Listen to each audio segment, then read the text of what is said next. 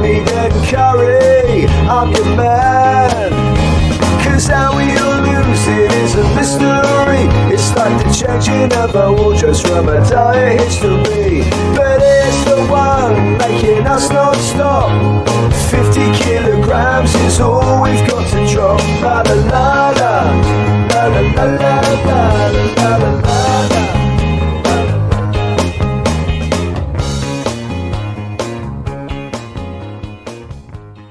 Ladies and gentlemen, welcome to this week's 0% Drop podcast. Apologies from Sam James. The aircon business is flying because of the recent weather, and he's currently installing aircon into some people's houses. And Carl Radley should be joining fairly soon, but we are joined with a really exciting guest. Ladies and gentlemen, please meet Alex Daly. Alex, hello. Hello, and yeah, thanks very much for having me on. So, give you some context to listeners. I met Alex at a wedding through my wife's cousin, friends of friends type agreement. And both of us were going through the wedding sober and decided to have a little chat about sobriety. It was quite funny how everyone was just like, them two are not drinking, put them together. But Alex, you've been on a bit of a journey. Can you let us understand a bit more about you, like where you've been, that sort of stuff, and maybe your relationship with alcohol? Yeah, absolutely. Yeah, I mean, for me, obviously that journey starts quite a long time ago, and my relationship with alcohol started like many people, when you're 14, 15, 16, and you're sort of doing it because everyone else is doing it. But yeah, I mean, fast forward, getting on for 15, 16 years, and for me, I kind of hit my version of rock bottom, if you like. Was going through quite a lot in terms of just inside, struggling with my mental health and stuff. And because I'd essentially find myself in the pub, most days during the week. Yeah, and just generally really struggling, and hit that kind of point about 4 years ago. I mean, it's around the COVID time, right, where drinking, just indoors became very sort of normalized, and it's so unhealthy, but it became very normal, and I got sort of sucked into that trap. Yeah, and then for me, I hit that kind of rock bottom part, and decided I need to take a break from this. So at that point, I took 6 months off from drinking. So I did a 6 month thing. I like time boxed it and said, right, I'm gonna do 6 months of not drinking, which I did. And yeah, from that point, that for me was kind of the proper beginning of my journey, and where I started to kind of turn things around a bit. Let's talk COVID. Before we jump into that, because COVID's actually like a regular topic for us on here. Let's talk about the drinking years. So when did you start? What was your kind of like go-to drinks, that type of thing? Yeah, like I say, so I mean, obviously you're start drinking, say 15, 16. And to be honest, I started quite late because I was a budding footballer. So I'm like fancied myself of kicking off this. I was always going to be a professional footballer, until I wasn't. And yeah, so then, and at that time, to be honest, I was struggling in life, to be honest, mate, in terms of school wasn't going well. I didn't know what it was. I know what it is now, but I didn't know what it was at the time. And it was just kind of this debilitating low self-worth. So then drinking immediately became this escape. And I remember back in the day, just sort of always turning up at house parties, Creative Fosters, always with this warm Fosters, getting into the pubs. Yeah, and then from then on, I think it's interesting because obviously when you start drinking and you're a kid, because it's so new, you don't know how to control it. You don't know how, you're so new to it and I remember being 15, 16 and everything just coming out of me. I wasn't able to, and I wasn't until very recently able to share my emotions openly. And so as a kid, you'd have a few beers and it'd all come out. You'd either be crying or you'd be fighting or you'd be all these different things would come out. Yeah, I mean that's obviously going back a fair few years, but then you sort of get into your 20s and you're a bit more comfortable with it. And yeah, that's when you kind of, I certainly found my flow when it came to drinking, and you might call them my sort of peak years. That kind of 18th birthday year, I think was my kind of looking back on them, because everyone doesn't really know how to drink at that time, but I think I really took it to the max. I was that crate of Foster's has brought back so many memories. I remember they just brought out the like the kegs you could put into a Oh yeah, fridge. yeah, that's right. Yeah, And I'd rock up with two of them and just smash the whole thing, and I'd be laid out on someone's floor, just like completely. yeah, but that's it. Um, You don't know any better, do you? At that time, that was it. I was always, oh, we can't run out. You know, we can't run out of beers. You turn up like crate on each shoulder or whatever, or yeah, like kegs and stuff, because it was the worst thing in the world was running out of alcohol. You know. yeah, that is weird where it kind of builds the habit, though, isn't it? Because then I still, when I drink, I still think like that. I still think like we've got to get two beers in. Hugh's mental, like get another one in. We'll probably move on to it, but that's exactly the same for me now, and that's why for me it's zero rather than a little bit because I can't switch that all or nothing part of me off. Don't have that self control yet. Maybe I'll find it, or maybe I'm not interested in it. But there's always that bit from like 18 years old, whatever, 16, where it's I can't just have one, or, let's go, or if you have a couple, it's like, oh, come, yeah, why wouldn't we keep going, sort of thing. And that's hard to shake. I'm a bit like that. I've tended to learn how to. I could go for three beers and leave the pub. That's where I think I'm different to some. And that's why I don't think I've got. I can also put it. I've done tons of time sober, but I get this overwhelming. We talk about this quite a lot on here. But I get this overwhelming like sadness when it comes to actually thinking about giving up fully beers. And I've just done 5 months sober, and yeah, it's the missing the occasions isn't that bad for me. It's more missing the stupidity that comes with booze and that kind of bond that you get with people that I also find you get quite alienated being quite sober sometimes. And Yes, it's yeah, tricky. that's the bit that I find a bit hard with all of this. And I think from all the hosts, I'm probably the only one that's still pro like drinking a little bit. No, I get But it. Honestly, I mean, I fought this battle in my head the last sort of 18 months because, and that's like over the last 2, 3 years, I've stopped and then I've sort of said, oh no, I can have a few drinks, and I'll have a few drinks, but then it always leads to something, and like I say, we get into the details of like for me, I'm not pushing, because I like for me on social media now, I post a lot about alcohol and stuff. It isn't me going, don't drink. I've got something, a vendetta against people who drink. Absolutely not. How could I do that? I'd be the biggest hypocrite in the world. I've been drinking, yeah, for as long as I can remember, and had a lot of good times with it. It's more to say, like, have a look at our relationship with because that might, for me, my relationship with alcohol is not a good one, and it never has been. And that's kind of the position where I find myself now. And I found it really tough to go to like stags and weddings and stuff like we were at the other day, and just see people having a few bit because I can associate those, especially the initial stages, with like it's really good fun and like your adrenaline's pumping, this is great, but then the bit after, I'm not even talking about like the next day. It's kind of where that journey it takes you on, where it's like, right, I'm slurring my words. I can't recall this really cool memory that I wanted to share with someone or bit of information. It's all these little things that make me go, actually, I'm all right.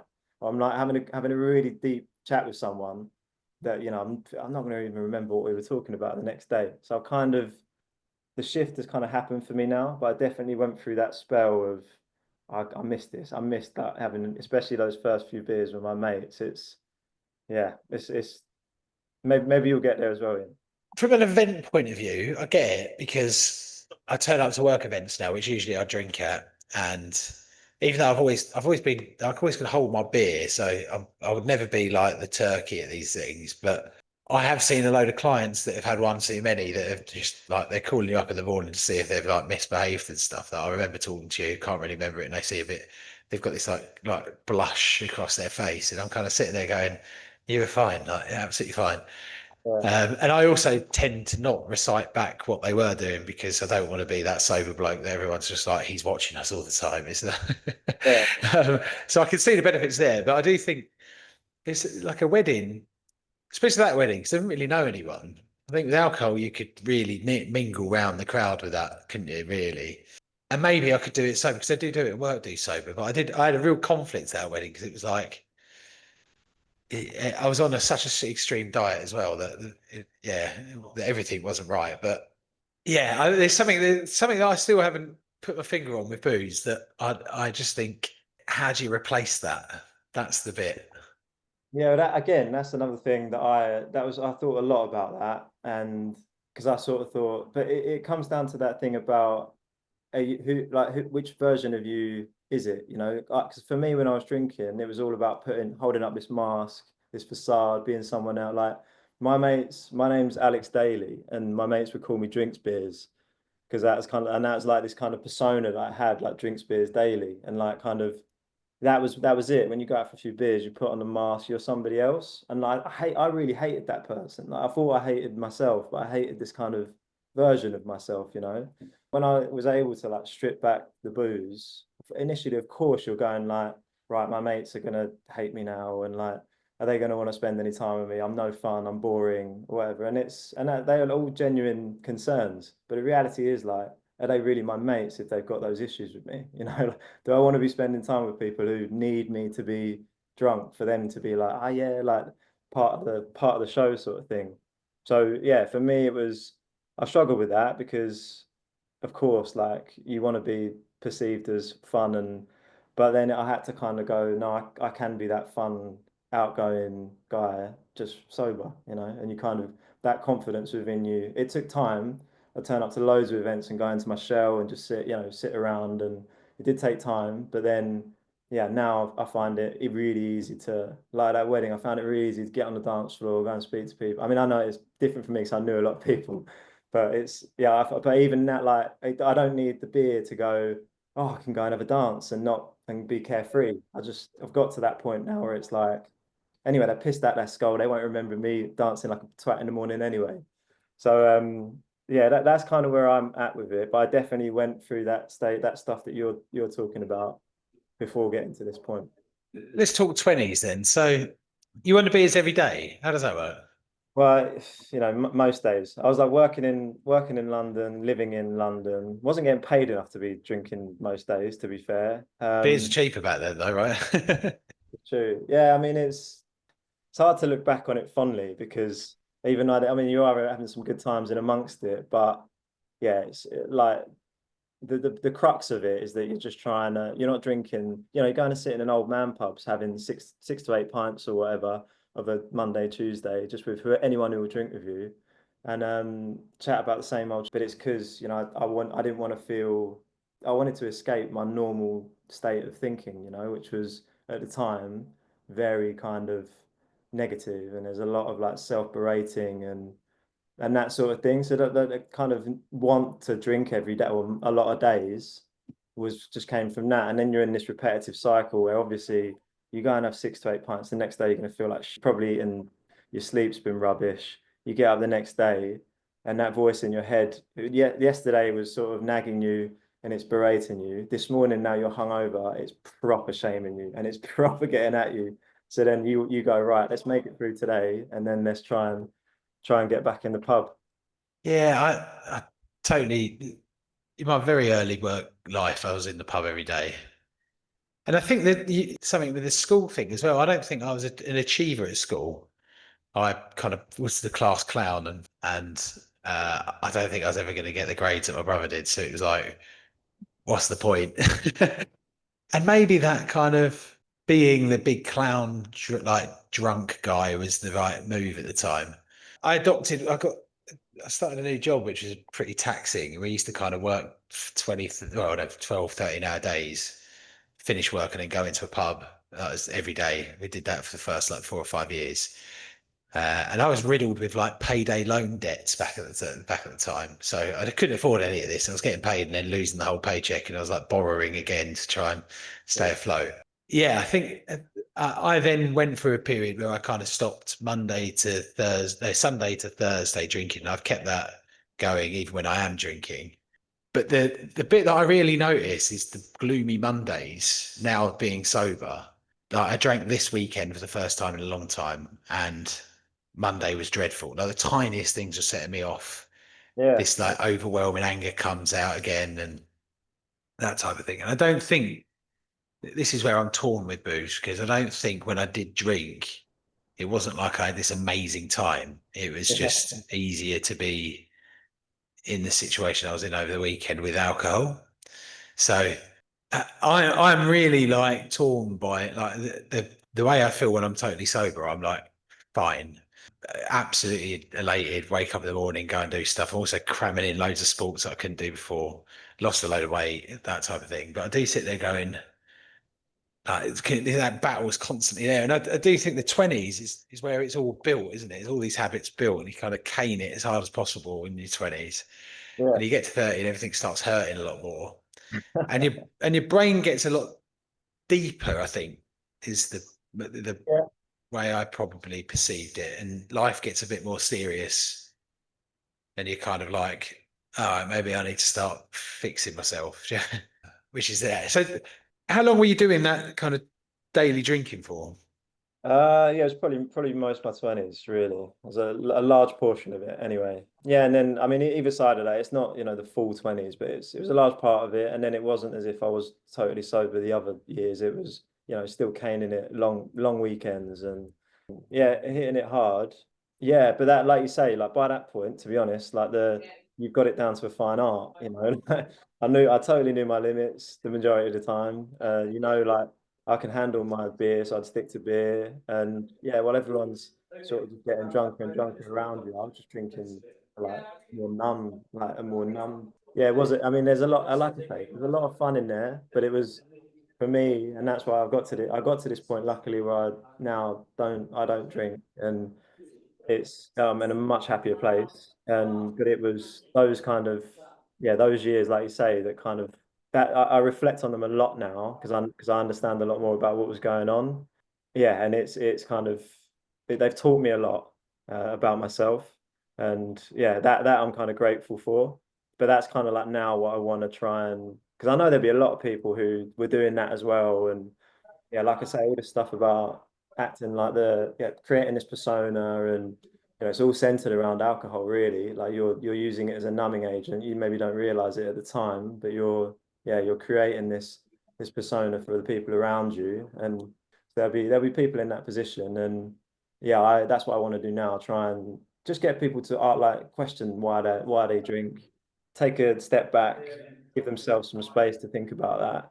And then, like you say, what you're just talking about, like the clarity that you have to get on with life and other stuff when when you're not, you haven't got a stinking hangover. My like rinse and repeat would always be like, yeah, maybe you get to the weekend, have load on a Friday because you're really excited.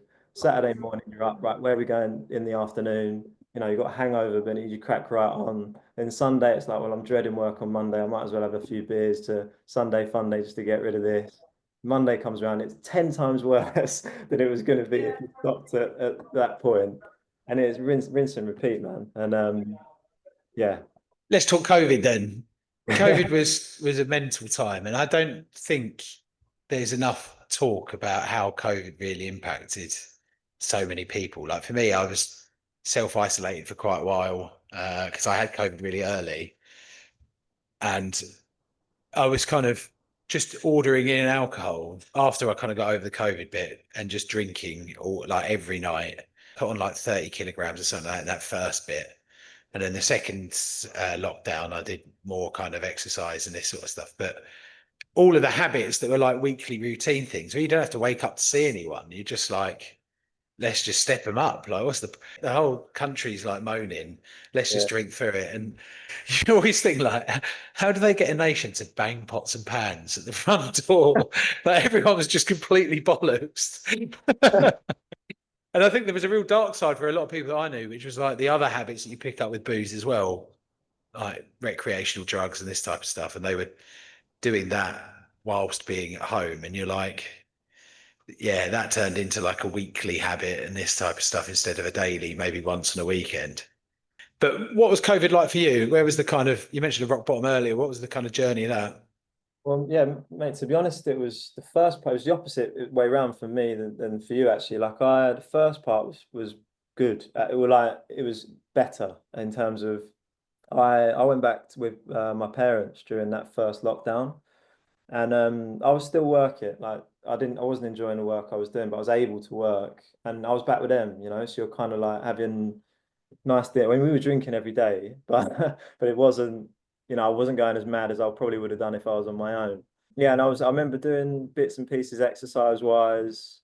I feel like I felt okay. But I think the reality was I wasn't, because I had too much time to reflect on my life, basically. But anyway, like we get out the first one, then I go back in the flat with my mates. So that's towards the end of that year.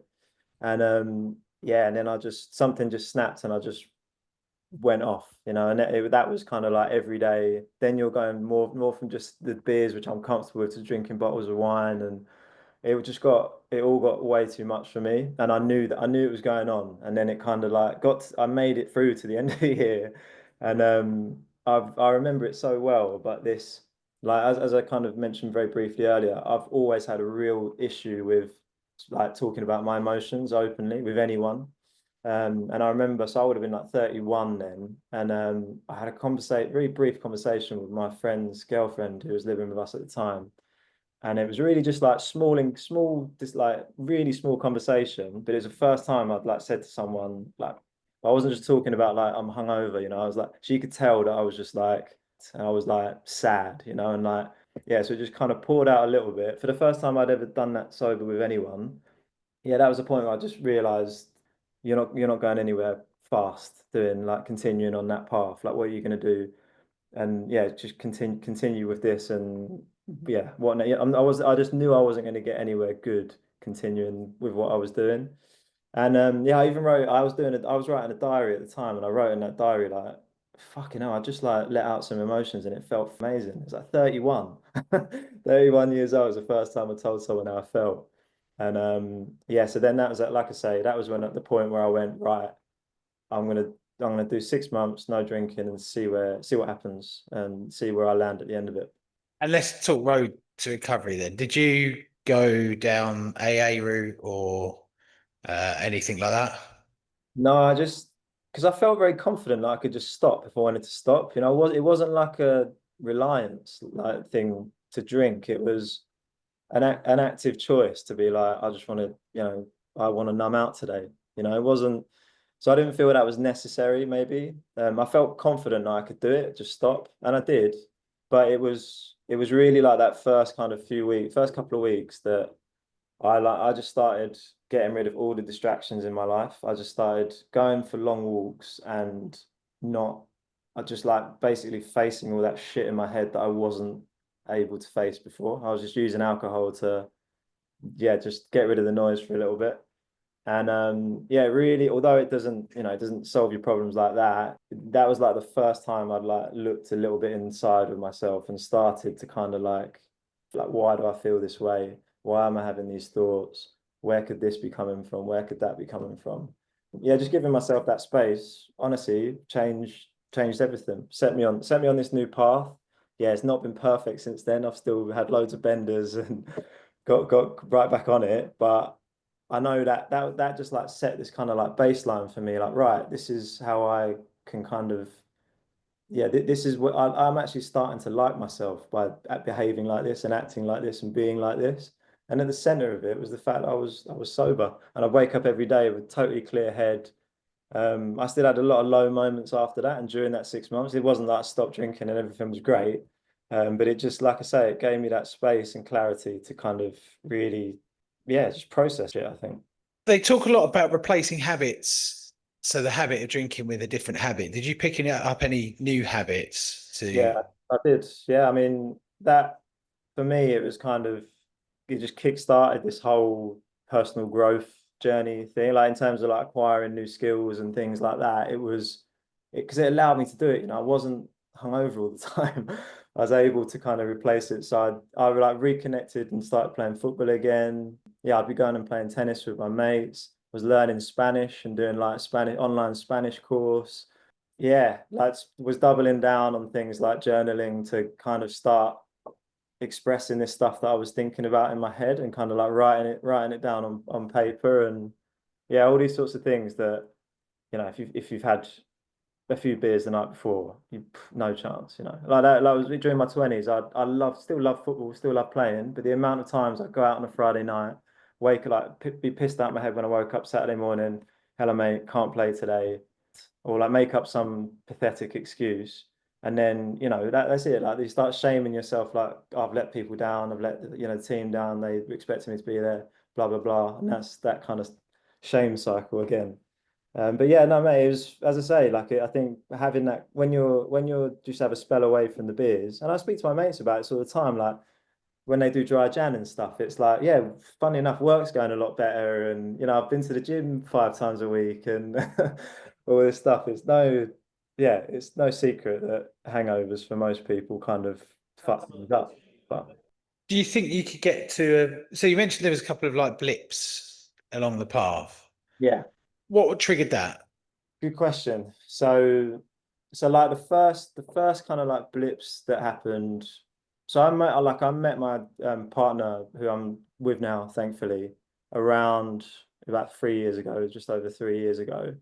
And yeah, there's a couple of instances like like when we've been together where it's basically like when I meet up with like my best mate and you kind of go, this just feels like how it always felt. Our relationship was always kind of like centered around beers. We'd spend very little time together if it wasn't getting on the beers. So like you start by going, oh, we'll just have a few. And like my intention is always, oh, we'll just have a few. And then, but this is like I was saying to you earlier, I don't have that, and still don't to this day, and I'm happy to admit it, that control to be like, right, we've had four now, let's go and get an early night, call it. And so you go and you're sat talking bollocks to each other, 4 or 5 a.m., just going like, yeah. And then the next day, why did I do this? And then just it kind of the reason I mentioned my girlfriend is because it's kind of like I've gone through all this stuff and I've kind of made progress in getting rid of that guy that I didn't want to be. And that's just like doing those things is a reminder of who I don't want to be. And I don't want to be that version of me, certainly not for her. And then yeah, there's been a couple more where like I have such a great communication with my girlfriend. Our relationship's amazing, but the only times where we've had things that happen between us, or like big arguments, or things that happen, yeah, directly between us, it's because I've been drinking, and it's because like these insecurities that just come racing to the surface when I'm pissed out my head or like really drunk, and it's kind of like I absolutely don't need that. I don't. I've like told myself that's not who I want to be. And yeah, so when you have those kind of like setbacks, they're the reasons. Those setbacks are kind of where I've got to this point now, because I know what it leads to, and it's not worth. There's absolutely no beers in the world, as delicious as some of them are, that are worth jeopardizing this great thing that I've managed to like get, like the peace that I've managed to create within myself, but then being with this amazing person. If it's going to jeopardize that in any way, I'll park it. Maybe we'll come back to it somewhere down the line, but maybe not. Yeah, I think that's an interesting point, and I've found alcohol kind of gives you no filter, but I do think there's a between me and my wife. I think when we do have a drink together, all the stuff that's been annoying her that she just parks comes out, and actually there's a bit of therapy that goes on there for both of us. We kind of need to have that moment, and Yeah, do you yeah, not after 5 months of being sober, it was kind of like, well, that could be stuff that you can talk about sober, right? Like, and it's because for me, and that's what part of the problem. Like, if I've got this insecurity that's boiling up inside me, and I've had like 10 pints, I can't communicate that clearly with her. Whatever I say is going to just come out awfully and sound terrible, and she's not going to take it how I want it to sound. So yeah, I think it's important to raise these things when you got like you're a great communicator, like amazing. But yeah, I'm sure you are after a few beers as well. But like, I think I it's try to deliver stuff way too sarcastically for them conversations. Just make the whole thing a lot worse. I know I get what you mean, but I do think, yeah, but maybe not. I think I do find when I am sober, especially the last 5 months I've done, I haven't even had any sugar in that period of time. So there's like there's no ups and downs. You're just totally fine. And I hadn't had a problem in work or anything for like months. And the guy that was coaching me was saying, you're going to find it hard to be content. And that's the hardest thing because your brain's been used to like extreme highs or extreme lows, like constantly. He's like, you need to get kind of comfortable with just being okay. And that's the line that stuck with me. And I was kind of like, horrible line, isn't it? yeah, because he's bang on. I was waking up every day going, yeah, this is good. And I was like, oh my God, you're so boring. Like, what is going on?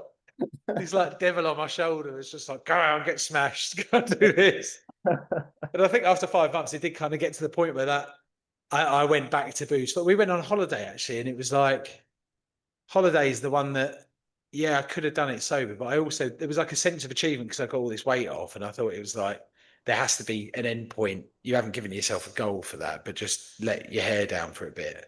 And Yeah. then I've spent 2 weeks trying to get back on it. Oh, when I came back, and I've kind of wasted a month of progress in the weight loss. But I do feel better for it. I feel like it's out of my system now, back on it now, and it's much easier. And I also kind of know what I've got to go through. Surely that's the ideal situation, right? Where you just got it on under complete control, and that's kind of like going back to what I said at the start about I don't have a vendetta against people who drink, or like, I don't have a vendetta against alcohol. Absolutely not. It's the relationship part, and you've clearly kind of like got this.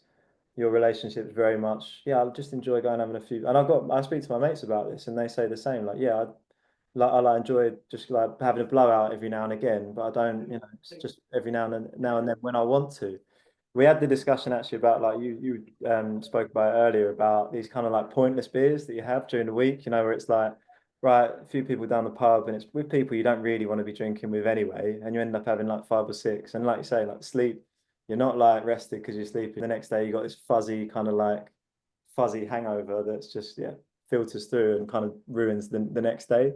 But yeah, mate, like it sounds like you've got it on lockdown. So I think there's also a part of my brain that's kind of, is that just me telling me I'm all right? And actually, I haven't got it on lock because I do like going out. I met another guy as well recently, a client of mine, and he was like, "You drinking?" And I was like, "Not at the moment." And he went, "That's all right." He went, "If you were drinking, would you do 10 beers?" And I went, "Probably." And he went, "Well, that's worth a drink." He was like, "But if we're just going to meet up for a client meeting and just have 2 or 3 beers, I'm not going to break my sobriety for that." And I was just like, that's a good way of saying it. And this guy spends his entire year going, "Are you up for 10 pints?" And yeah, if they say yes, he'll go all in. yeah. And if they say no, he goes out. He goes, "Because I can't do this middle drink. I've got no interest in it." And he went, "I don't actually like drinking 1 or 2 beers. I want to get smashed or not." And I felt it quite refreshing where someone's just like, "Yeah, that's me." It's an Maybe I just interesting own that a bit. years gone by. I would have absolutely loved somebody like that. Yeah. We're having 10. Let's not mess about with 2 or 3. Again, on this pod, we talk quite a lot about blokes, particularly. Them early years of sobriety really opens your eyes up in such a brutal way to what sober life is. Like walk into bars where you go, "Can I get a pint and a Diet Coke?" And they're like, "Who's the Diet Coke for?" And you've got some 17-year-old kid serving you drinks going, staring at you, just like, "What's wrong with you?" And then that kind of like initial, "Yeah, oh, we're having a good night out tonight." And then it's like, "Oh, you're not. So sorry. I'm going to drink in front of you. So sorry." That Yeah. type of stuff. That drives me mad when you do it. Because actually it all then just means is 2 or 3 beers later, someone's going to be sitting there going, "I actually think I've got a problem with booze and I want to talk to you about it." And you're like, "Not now." What advice do you give someone who's going through that journey, and what stuff have you picked up along the way to even the people that do drink that are around sober people? Is that type of advice that I'm kind of going down? Yeah, I mean, it's such a big thing, right? It's such a big thing because, and like I said before, like that's why I went through phases of kind of really getting to this point. So I remember when it was a bit easier when I did the 6 months because I did dry Jan and there was a lockdown. So it's kind of like you're not really seeing people anyway. And I've done dry Jan, I'm just continuing a little bit. My mates are fine. Like it was a bit different, like when everyone's back and like everyone, like, everyone really came back with a vengeance and going out and stuff. And you're like, I'm going to be off the bit.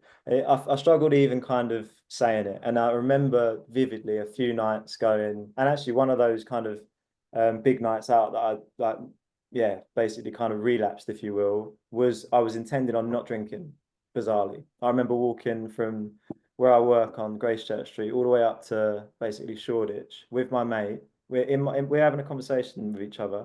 Whole time I'm thinking I'm not really with him in that conversation. I'm thinking, how am I going to get up there and say I'm not drinking? Like it's bizarre. It really takes over you, and like it's mental. The only pressure that exists is the pressure you put on yourself.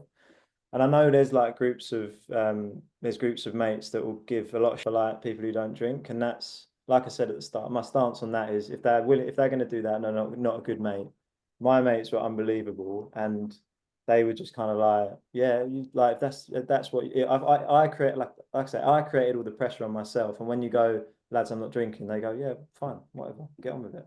But yeah, you do kind of end, like you're exactly right. You do end up being involved in these conversations where, especially when they've been on a big one, some of them have come to me the next day and gone, mate, I think I've got a really bad relationship with alcohol. Like, and now, on the back of this kind of like beer fear and all the experience that they're having, it's like I say, it's a bit of a minefield for the person doing it.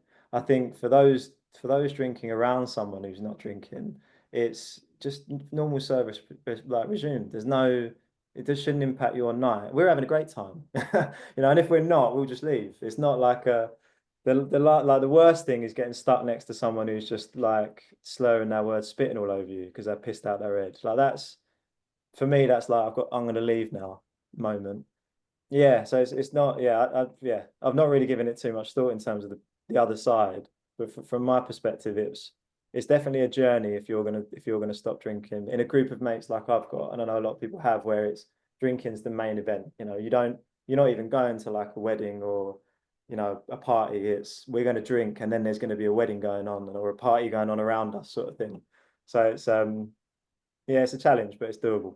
Yeah, I used to do weddings. I used to pre-drink for the wedding, and then like as soon as the beers are out, I'm just straight on them, and you're 10 pints in before the flipping speeches are done. Like that's not. Yeah. I've done loads of sports events sober, and I remember them better. And actually, some of the best times I had watching sports, for example, was sober. And then everyone's like, "But you missed the fun of boozing." But actually, all the times you do booze that are good are probably merged into the same blurry thought. And there's Yeah. already probably something where you go, what did I do there? Do you know what I mean? Was it good? The actual intricate details you don't know.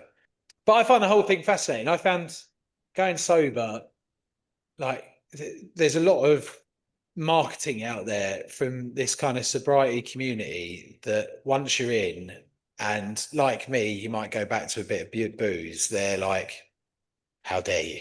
Do you know what I mean? Like you're gonna die. Yeah. And like booze links with cancer, and you're just like, fucking chill out. It's not out why I started boozing in the first place. And I think the bit that I'm more keen about is to make it more normal for people where it isn't like that. Your life isn't going to end if you go sober. Like you really won't. Even if you want to get checked for a period of time, like it doesn't matter. Like do it for you. What's the kind of angle with the life coaching for you? Where are you looking to take that? I mean, the life coaching thing that I'm kind of doing on the side at the moment came from this. Like, it all came from like giving, because that was another thing I struggled with all through my 20s, was around, I just had this like, I felt so lost and I had no purpose. I've ended up in a job that, I'm not connected to. I turn up, I do it, I go home. And that's kind of like when you sort of looking at, I've always had this really like tangible feeling inside me that when I get to, retirement age, like looking back, if I'd just done what I do now for that whole time, I can feel how like angry I'd be at myself and like upset I'd be with myself. So anyway, I kind of, going through all this stuff and like really, exploring myself a lot more, becoming a lot more self-aware. I realized that actually I've got kind of a knack and a passion and this kind of like, I just have a feeling that, holding space for people, specifically men, I've been doing for quite a long time. I like to be around people and ask them about like experience, like if they're going through stuff, like understand what's going on. So it kind of started from, okay, well then maybe I could do something in like this life coaching or this coaching world where I can, do a bit of this and bit of that. And then I reached out to a coach who's now my mentor and has been for kind of the last year. And I did a course with him, and that just taught me all this stuff about myself, about all this kind of where my kind of like really cruel inner voice came from. And I had like this, like I say, this low self-worth. And I've been battling with that for as long as as long as I can remember. And that, all this drinking that I was doing, and why I was doing it all made a lot more sense. And So that's kind of what I want to do now. I want to, yeah, kind of help others. I'm doing a lot, sharing a lot on my Instagram at the moment about, yeah, people's relationship with alcohol and noticing the signs on what to look out for in terms of an unhealthy relationship with alcohol, really, which I can really relate to people.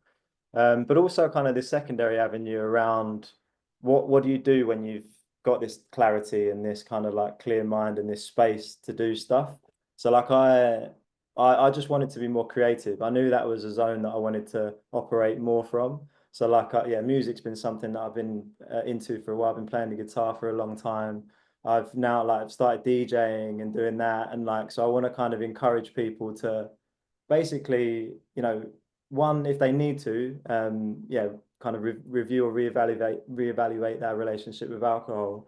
But then two, be a bit more curious about where they find their happiness and where they can find their joy. Because I think most people are just cruising at the moment. And I've seen a lot more of that being sober. People are just cruising through life because it's hard. But I want to encourage people to stop for a moment. And you can't do it when you can't have 6 pints and go, oh yeah, this is what makes me happy. It's you do it from a space like a total space of clarity and calm, and explore what actually does make me happy and what actually makes me feel happiness inside, not just sitting down and putting on the TV and some I don't even really want to watch. I'm just doing it because I'm on autopilot. Yeah, so that is something I feel very connected to and passionate about, as you could probably tell. So I'm trying to move a bit more into that space, and yeah, been lucky enough to coach a few people now, and trying to get the momentum going. I'm learning more all the time, and yeah, this is kind of what I want to pay forward, if you will. I want to not only just learn from my experiences and okay, move forward myself. I want to try and help people ultimately where I can. I had a coach that was talking to me about letting my rebel out, and I had all this frustration with work, which was all bollocks, really. It was like blaming company, blaming people, blaming this sort of stuff. And she was like, you're intrinsically not like letting that person out, and that person's then controlling your behaviors and controlling what you are, which then makes you a bit of a rebel. She was like, when actually you want to find out what the rebel wants to do, which is your true core values, feelings, that type of thing, and go and do it. And the coaching route for me personally is a maybe, but I'm not sure I've got the patience for that. But there's loads of things when in that 5 months that I was sober where it was like, you actually want to do that. Yeah, you want to do this. Yeah, you want to do that. And I tend to, when I am sober, overload myself with loads of stuff that I haven't been able to do for ages, like exercise, sports, this type of thing, which then doesn't help. I have a complete counter of it. I can like burn out quicker. And then I've spent ages trying to find this like just settling down period and find out what I want to do. But yeah, good for you. I think it's definitely needed because I think coaching's a bit of a maze. I think there's also a lot of kind of, especially Instagram. It's like people that are out there trying to peddle stuff that's linked to some product they're trying to sell. And I'm in sales myself, and I'm like, that's just a sales pitch. And as soon as Yeah, they so do that, I kind of lose it's a bit of a minefield because it's a real minefield. Yeah. if you can find good coaches that are there to genuinely improve people, I think there's thousands, especially blokes who just don't know how to talk, and they kind of blokes quite proud that they're the smartest bloke in the room half the time, and this stuff's like way deeper than whatever front they've been put on or whatever defense mechanism is. So yeah, I think that's bang on. How do people get in touch with you if they want to get coached? Yeah, so mainly through my Instagram, so you can check that out, which is Alex Daly Coach. Yeah, is my handle on that. Alex Daly, Daly spelled Daly, by the way. Yeah, so just check it out. Yeah, it's as I say, I'm fairly new to this. It's kind of something that's, as I say, come up during the recent part of my journey in the last kind of couple of years. Something I feel very passionately about. When you kind of go scroll through Instagram a lot, and I'm trying to take good ideas from other coaches and things like that. You do see that it is a minefield. But yeah, you're bang on, mate, because I've experienced it live now. Like I had a little bit of skepticism towards it. I was like, is it just a load of old bollocks kind of sort of thing? And then I got involved in some men's groups and like saw people transform. I did like a 10-week course and I saw 7 other blokes transform. I saw it with my own eyes. So I see the value in it. I see kind of how it happens. firstly, you have to want to do it. You know, you have to want to like, I want to change. I want to make a change, and the work is really hard. But the transformation that I've seen in some guys, and I agree with you, mate. And that's kind of the point I alluded to earlier about when you're sober, you're able to observe. I'm able to observe a lot more than I used to. I was just numb most of the time, just drifting, you know. But now I can kind of see and recognize, yeah, the patterns, the kind of things that that people are experiencing and going through, and they maybe don't realize it, and they're maybe struggling, and to kind of have the opportunity to try and help. If it's one person, amazing. If it's more, even better. That's what's driving me at the moment. Yeah. Top man. If anyone wants to get coaching from Alex, feel free to reach out with him on Instagram. If you want to get in touch with our page as well, then please do. Alex, that was a brilliant hour, that. And it was, I really enjoyed that. remember the chat we had at the wedding, and it was just like a crazy day that was. So yeah, I'd love to get you back on the pod. We have loads of discussions that we want to talk about, and I like different people's opinions. And I think your angle is slightly different to all three of us. As I said before, I'm like the tribal. I'm never going to stop drinking, but I know I need to stop for loads of other reasons. And the other two guys are more kind of leaning towards they're on a break. However long that break is fine. They're like really enjoying their lives and stuff. So yeah, by all means, I'd love to get you on more. And yeah, if anyone wants to get some good coaching, it sounds like you're onto the right path there for sure. Yeah, nice one, mate. And yeah, thanks very much for having me on. And it would be, yeah, pleasure to come back and do it again. Good man. Cheers, Alex. See you soon. Mate. See you later. Bye-bye.